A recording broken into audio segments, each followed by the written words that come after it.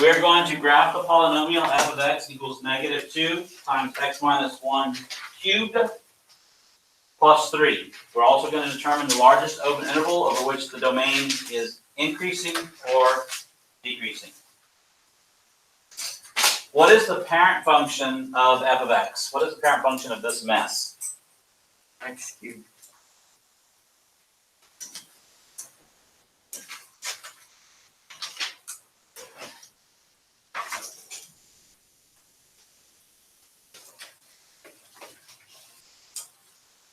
Anyone? Is it not x cubed? Oh, did someone answer? Yeah. I'm sorry. Yes. I didn't hear it. Okay, so if we were going to graph x cubed, 0 cubed is 0, and 1 cubed is 1, 2 cubed is 8, 3 cubed is 27, -1 cubed is -1, -2 cubed is -8, and so on. So this curve is fairly steep. It's coming up. It kind of flattens out a little bit as it gets close to the x-axis, and then gets steep again. So something like this. And I'll just go ahead and call it a day, because it's one of my best graphs ever right there. Just kidding, I'm not calling it a day. Okay. So what is happening as far as transformations in this function? It's flipped across the X-axis. dang. Okay.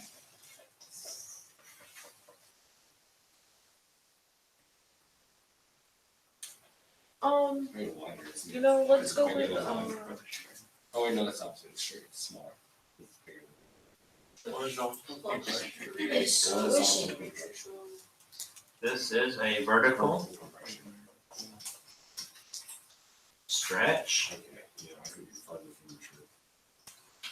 by a factor Of of 2.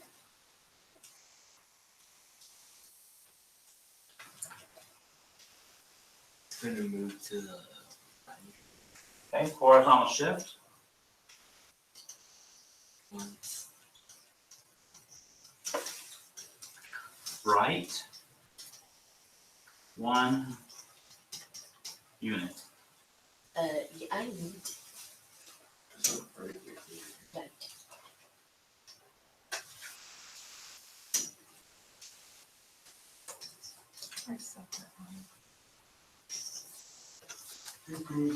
move up. 3. Vertical shift 3 units up. Vertical shift.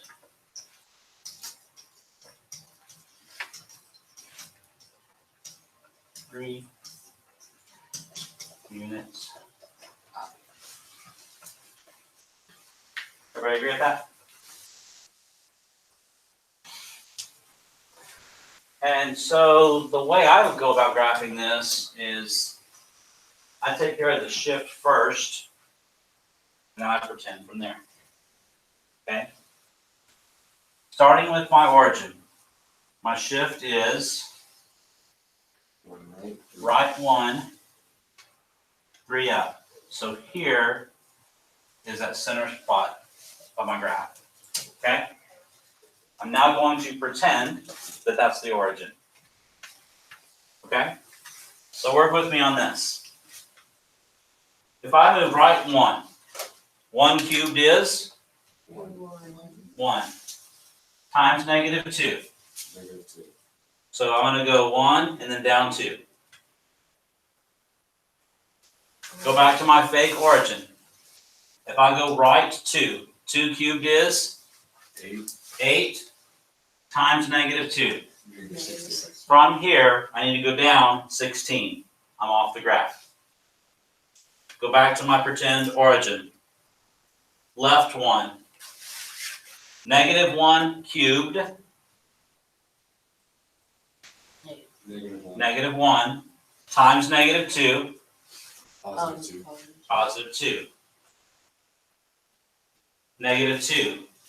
Negative 2 cubed, Negative 8. negative 8 times negative 2, Positive 16. off. Does that make sense? Okay. So this graph, it almost gets to 3 because it's getting closer and closer to 16, 13, negative 13 there. So this graph's coming up. Is it drawing? Yeah. And then it's going to start straightening out, like so.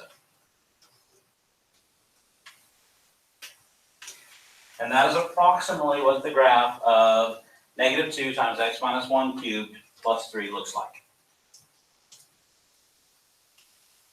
When is that blue graph increasing?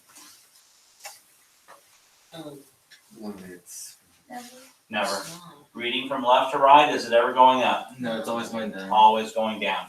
Okay, so f of x is never increasing.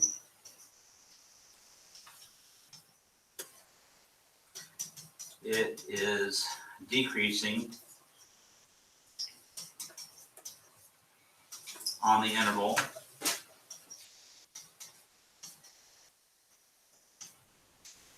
negative infinity To infinity. to infinity. And that's that problem.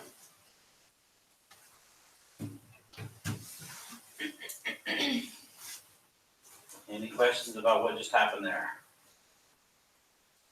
Okay. This section does get kind of nasty here in a little bit. So.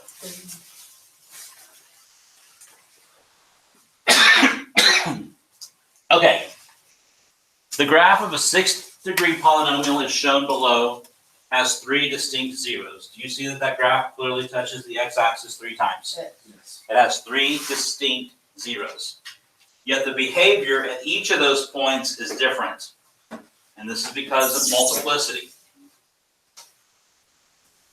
At the point x equals negative 2, it just shoots straight through, doesn't it? Anytime a graph goes through the x-axis, that is going to be an odd number of times that it happens, okay? This is definitely straight. It doesn't slow down as it gets close to the x-axis. It just goes straight through. Therefore, when x is negative 2, that gives me a factor of x plus 2. X plus 2 has a multiplicity of 1. It crosses right through. Okay? Why is it x plus 2? Set that equal to 0. If x plus 2 equals 0, then x equals negative 2. Okay? This next 0 at negative 1, does it go through the x-axis? Yes. No, it bounces. It like comes down, touches it, goes back up. Okay? It's just a touch. Because it does not go through, that must happen an even number of times. I call this a bounce. A pass-through is odd. A bounce is always going to be even. Okay? Now, when this one comes down, it just hits it and goes up. It doesn't slow way down and then touch it and then take off. It's just quick. Because it's quick, it's a multiplicity of 2. Okay? And that 0, that root, is x plus 1. The factor is x plus 1. X plus 1 gives us a 0 of negative 1, multiplicity 2. And this last one, it's coming down. It does go straight through, but notice that as it approaches the x-axis, it slows down. Then it goes through, and then it starts to speed up again. So it's not a quick pass-through. It slows down. So because it slows down, it's not going to be a multiplicity of 1. It's got to be at least 3, or 5, or 7, or 9. It's got to be an odd because it goes through. A 6th degree polynomial will only have, at most, 6 zeros. If this one is multiplicity 1, if this one is multiplicity 2, and this one is multiplicity 3, 1 plus 2 plus 3, that's 6. This function has 6 real zeros. And by looking at the graph, here's where we're headed, guys. I will give you a graph, and you're going to tell me an equation that might represent that graph. How do you do it? You have to look at the end behavior. You have to look at the zeros. You have to look at multiplicity. And then, once you come up with this, if you were to multiply this out, that's where this whole, and then put a negative on it because it's going down, down. If you multiplied all of that out, you would get negative x to the 6th minus x to the 5th plus 4x to the 4th, blah, blah, blah, blah, blah.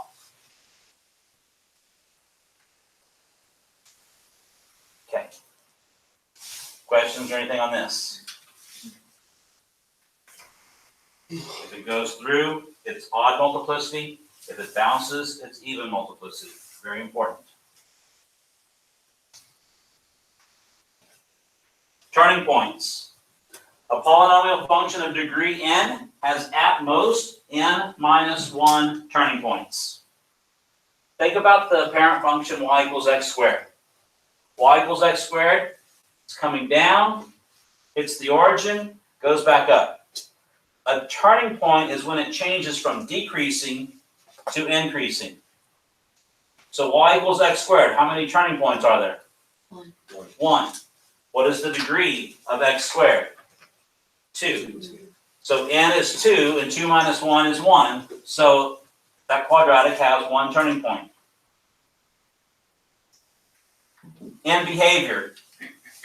When we're talking about the end behavior of a polynomial, we're going to have all kinds of factors, just like that last one. Oops, that was it. Go back to it. Okay.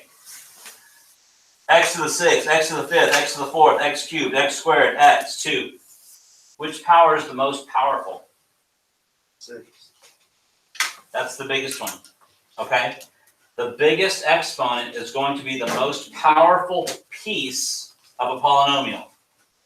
That piece is going to determine the end behavior as your graph goes to negative infinity or positive infinity.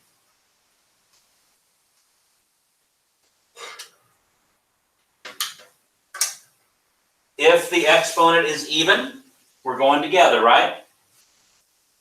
If the highest exponent is even, it's either up, up, or down, down. How do you know which is which? Oh, no. Never mind, I forgot. Okay, when A is positive, whenever the leading coefficient is positive, it's going to be up, up. If that leading coefficient is negative, down, down. I'm just talking about the end behavior. All kinds of weird stuff's going to happen in the middle. I'm getting ahead of myself. That's on the next slide. Okay, go ahead and jump to the next slide. Going backwards. Oh, really? Okay, so I'm talking about this one here. When A is positive, the ends go up. When A is negative, the ends will go down. We might have a whole bunch of weird stuff happen in the middle. But the ends, up, up, or down, down. If n is odd, and I always think about the line y equals x. If you remember the line y equals x, it's going to help you out a lot. What's the line y equals x look like? Like that, right? Y equals x. It's down, approaching negative infinity. It's up when x approaches positive infinity, right? Y equals x. A is positive. What happens when A is negative? It changes. Right? And again, we're only talking about what's happening on the ends here. I'm not talking about all the weird stuff that might or might not happen in the middle. We're only talking about end behavior. That said, the next slide has 4 graphs and 4 functions. The graphs are labeled A, B, C, and D, and the functions are labeled f of x, g of x, blah, blah, blah, x, whatever, okay? You don't need to write the graphs, you don't need to write the equations, but I'm gonna walk around and look, and I wanna see A, B, C, and D matched with the appropriate function. Like maybe you think that graph A goes with f of x, then I should see A, f of x. Or maybe A goes with G of X. I want to see A, G of X. That makes sense? Am I making more sense once you see it? Okay, there they are.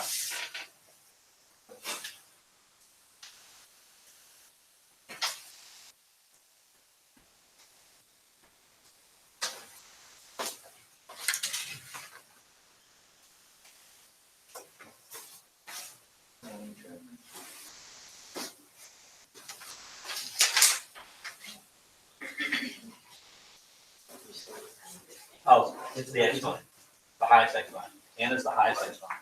So. The highest exponent tells you the power and what's going to happen to the ends on the graph.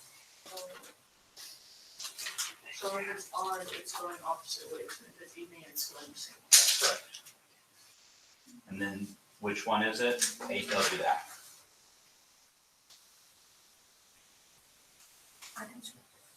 Oh, inverse.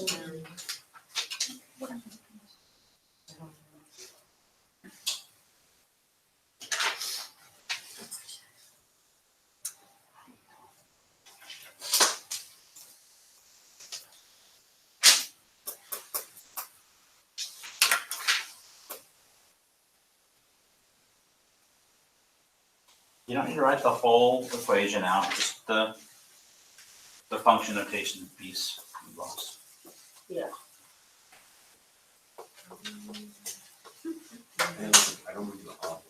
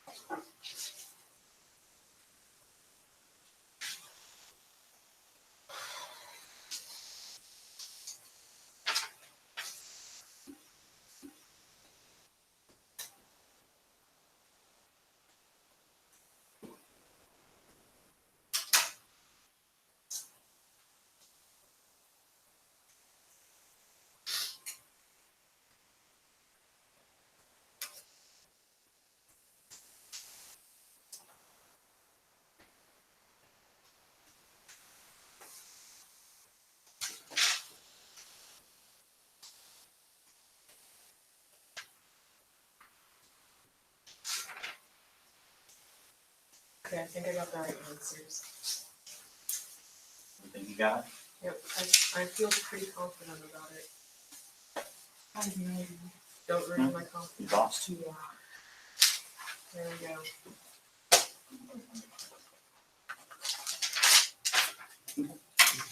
Nope, that was not a yes, so I only get to go cry in the bathroom. Hey, I just want to know what you're doing. No paddle. No, I'm not. I just want to know how to do it. Okay, so you know what x cubed is. Right? Yeah, it turns into circle. Okay, couple of you are struggling. Let me look at just f of x real quick, okay? As I look at f of x, the highest power, that's going to be the strength of that function. The strength of this function comes from x to the fourth. X to the fourth is even, meaning it's either up, or down. I look at a to determine if a is positive, do we go up or down? Oh. If a is positive, then it's up. So this one, f, would be an up. As I look at my graphs, I don't care about what's happening in the middle. All I care about is the end. This is a down. That's not it. Oh, here it is, up. So C is f of x. Okay? Again, we're looking at the most powerful piece. H of x, the highest exponent is 3. 3 is odd, which means it's either this way or this way. I look at A. If A is positive, it looks like this. If A is negative, it looks like this. This A is positive. So this is going to be down on the left and up on the right.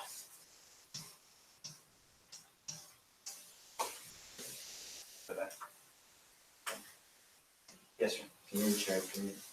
Alright, the last two. Huh? Can you check the last two? I'm so blue. I just told you what B was, so.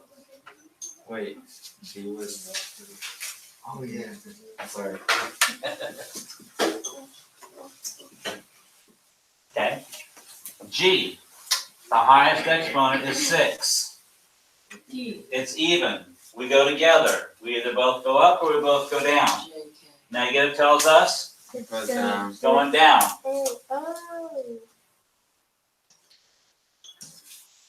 Hey, you made me think I got them wrong. Okay. And the last one, obviously it's going to be D, but it's odd, meaning they go separately. It's not going to look like y equals x. It's going to be the opposite direction. So it's up on the left, down on the right. That one's k of x. Good job.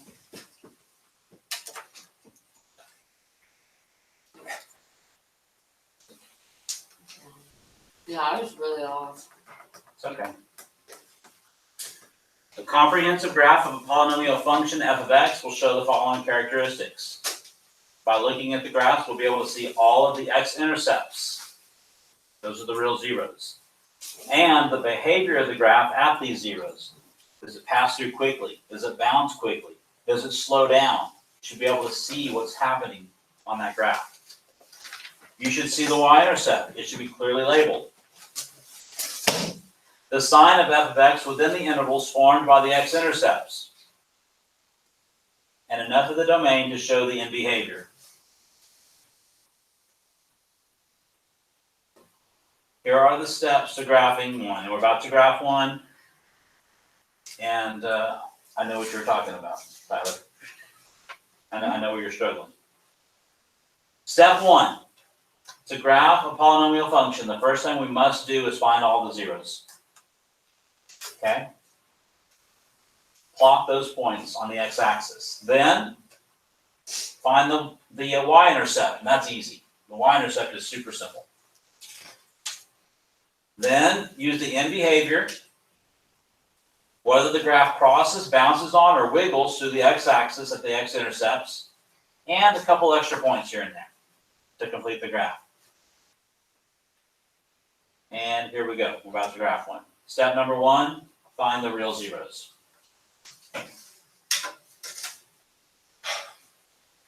We're going to graph f of x equals 2x cubed plus 5x squared minus x minus 6 without using the calculator. It's going like this. Okay? So as we start looking at it, you want to talk about end behavior already? Okay, fine. The highest exponent is 3, which means it is odd. Leading coefficient is 2. So what's going to happen as we go to negative infinity?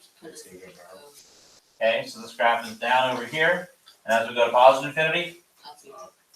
Okay, and that's just a nice little mental note that I've made there. We know that it's a down up. We need to find those zeros. And here's the problem. We have all kinds of tricks and tools that we can use to factor quadratics.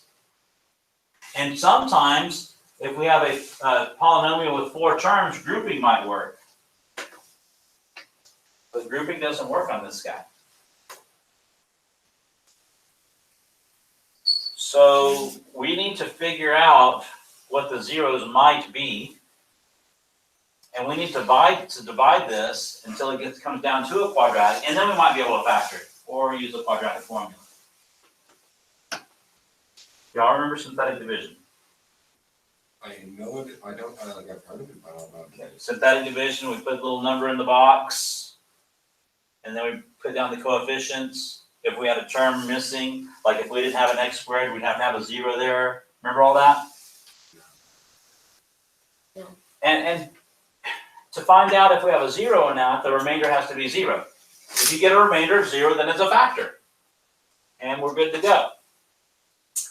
So, yeah. What number do you want to divide by? How many different number possibilities are there? How many different numbers could you possibly use to divide that by? Infinitely many. I have no idea where to start. Okay? So, we use something And I think we did this last semester, All your calculus. where we did P's and Q's. I don't know Why what is it it's so? talking about. Oh, no, I don't. Okay? It's called the rational zero theorem. And the rational zero theorem is going to give us a list of rational numbers. And this list of rational numbers are the only possible zeros, which means instead of having an infinite selection of numbers, it's going to narrow it down for us and say, hey, try these numbers. Okay? Not familiar at all? No. Okay. So here's how this works. From the end, that's where the P is. The P is at the end there. All right? What are all of the factors of P? 1, 1, 6, 6, 2, 3. 2, 3, 6, but there's 4 more. What? There's 4 more. 6. Where'd Oh, you negative get 1. Plus or minus, plus or minus, plus or minus, plus or minus. Those are the only numbers that will divide into 6. Right? Yes. Okay. And Q is right here. Q is 2. And what are the factors of 2? 1, 1, 2. Plus or minus 1, plus or minus 2. Now, I told you this is the rational zero theorem. Remember, a rational number is a fraction, right? yes. So now what I want to know is I want to know all possibilities of P divided by Q. Yes, ma'am. What about 5? What is 6 divided by 5? No. What about 5? Where do you see a 5? The 5x squared? That 5? Yeah. All I care about is the P and the Q. That's all I care How about. do you know that's P and Q? Because Q is the Largest. the coefficient of the largest term, and P is the constant. Okay?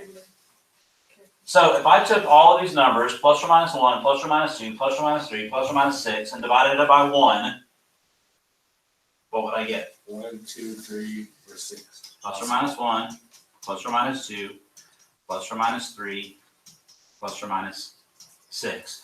Now I'm going to take all of those p-values and divide it by 2. What's plus or minus 1 divided by plus or minus 2? Plus or minus 1/2. Plus or minus 1/2. Plus or minus 1. And then 2 divided by 2. Plus or minus 1. But I've already listed it. Don't list it again. Plus or minus Plus 3 or minus 3 over 2. Plus or minus 3 over 2. Plus or minus 3. And we've already done it. Did we do this last semester? No. This looks totally brand new. Okay. Yes. What we've done, folks, is we have restricted the only possible numbers that we can divide this by using static division to these 12 numbers. Okay? So what we're going to do now is, well, we're just going to start guessing and checking. That's all we can do. All right? Now, I know a trick, and I can look at that problem, and I know which one of those numbers works exactly. I can get it right on the first shot. Put it on the calculator. Okay? But I want to show one that doesn't work. Do you have a question? Yeah. Go ahead. How'd you get 6 for the P over Q? 6 divided by 1. Oh, okay. I was just looking at it. I was like, what? I'm going to choose one that doesn't work. So taking notes, write this down too. Let's try 2. I want to know does 2 work. So synthetic division, I take the coefficients. 2x cubed, 5x squared, minus 1x, minus 6. Leave some space. Oh, we did do good. Draw a line. Oh, I know we did this. Bring the 2 down.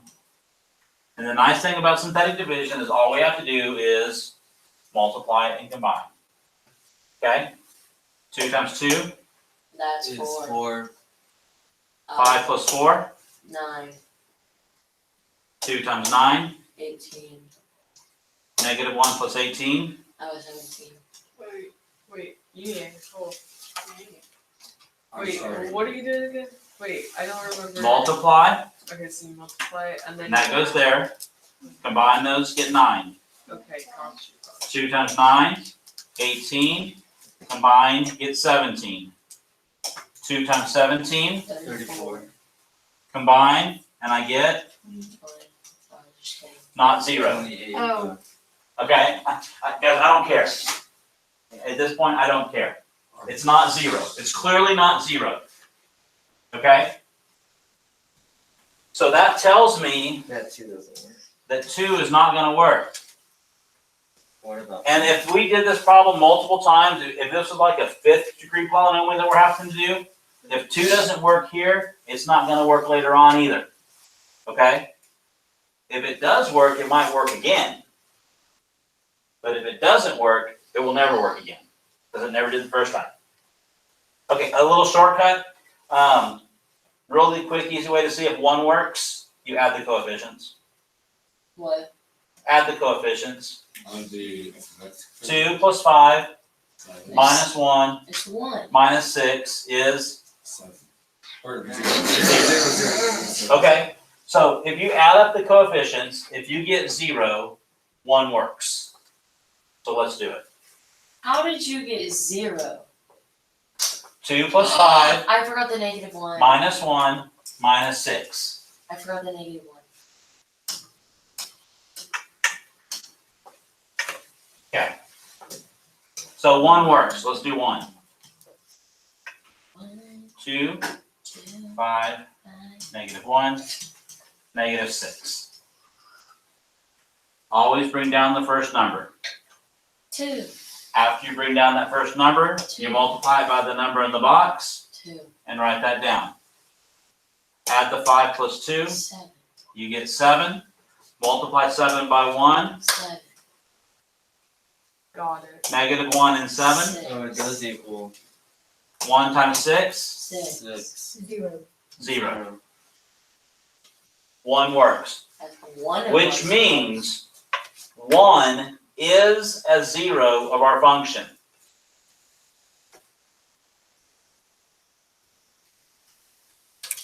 This 1 comes from the factor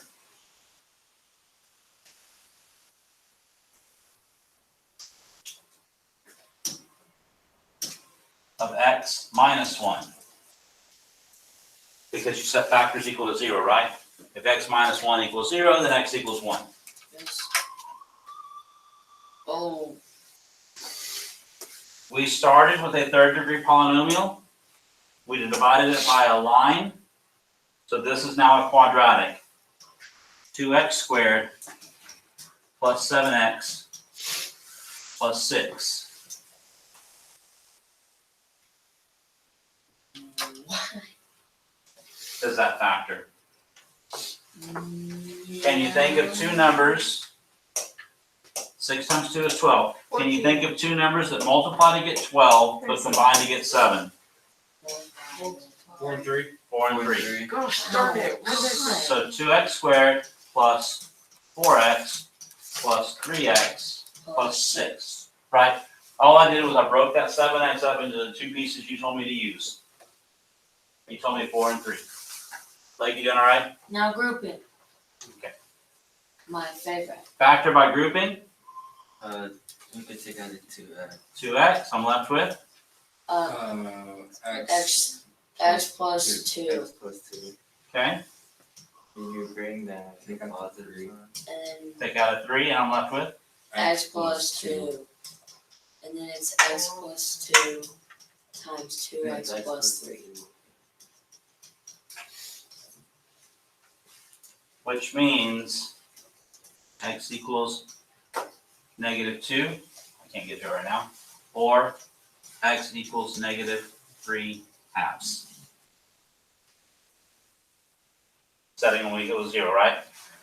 Subtract 2 from both sides. On this one, you subtract 3 from both sides and divide by 2. Yes. X plus 2, 2x plus 3. All right. X plus 2, 2x plus 3, gave me a 0 at -2, Okay.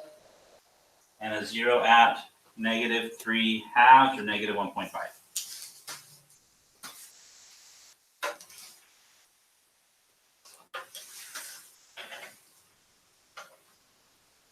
Come back to the slide in just a second. Step number 1, find the zeros, plot on the and plot the x-intercepts. We did that. Step number 2, find the y-intercept. Okay? Great. Where's the y-intercept? It's 6. -6. 6. Because when x is 0, all this is gone. We have -6. So that point right there is on the graph.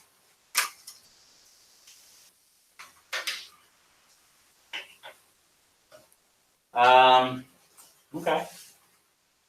So if this graph, well, first of all, how many zeros does it have?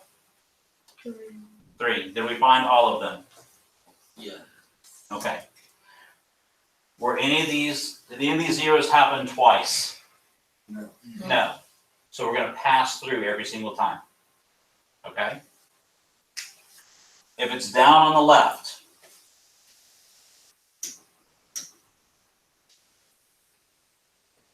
something like that?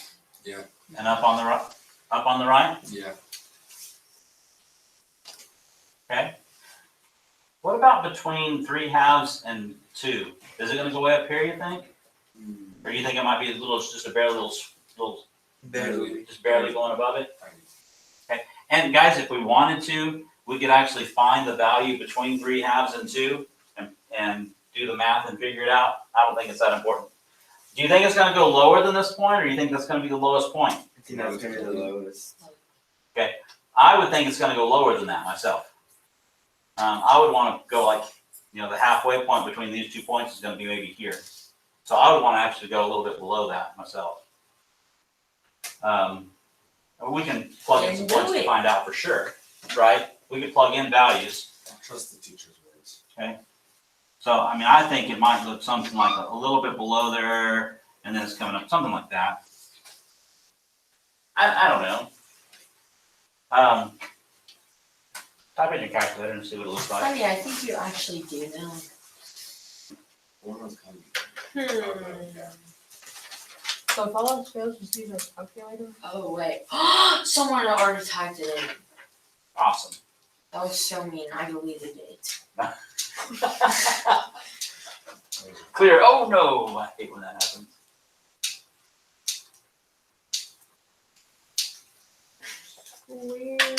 Wait, what? It is struggling. On the It opposite goes below side. 6, and it's actually on On the right opposite side. You get it on the wrong side. Other side? Yeah. Okay, okay. Other side, what? What are y'all talking The about? lowest point was actually over here. That's Like, weird. Okay. fix. That's okay. But does my sketch look fairly That's It close? goes to No. -6.04 Okay. on. And how high does it go between -2 and negative? It's just a little. Like that? 3 let's see. Okay. So just barely. So my graph looks pretty good. No. It goes 0.344. So barely. Okay. So yeah, I went not quite a half, so that's pretty good. Pretty good. There's so many arrows on the paper right now. Let me go ahead and zoom out for those of you that do screenshots. You can see the whole thing on one slide there. When y'all take a screenshot like this, when it's so small, are y'all able to zoom in pretty good Yes. to see it? Okay, good. Okay, funny thing is I take a bunch of screenshots and I don't think I Never like look that at one of them. That's what I do. Watch this one time. I take and actually screenshots, do but it. then end up going to look back at the videos. You actually watch them? I watched them once or twice because the videos that are on my I list think we don't have are time. stupid. Okay, I'm gonna talk about this one real quick. It's different. It already gives us the zeros. Can you tell me the zeros? X, -1. One. You can- Positive 1. Positive What? 1. Positive Three. 3 and -2. Three. What's that negative sign for then? And -2. with the multiplicity, Up That's 2. which means this is the bounce. Yes. Can anybody tell me the degree of this guy? It is Two. 2, -3, 4, Four. 5, Six. I think it's a four. 7. It is a fourth degree. Yeah. Sure. Oh, I forgot about the end. X squared times x times x. Is it up, or down? Up, up. It is. Wait, that's down. I hate you. Since this is a double, this is the bounce, this is up, and it's gonna do something like this. You. Like talking to my mom. Oh, you're I don't understand where the That was conversation. right in my ear. That's where you have to do that. So what's with the Grim Reaper outfit today? Just felt like we're all black. A member of the staff turns 50 today. Oh, You? that is. So wait, am I actually like kind of spot on with that then? Yeah. I kind of feel bad now. Who?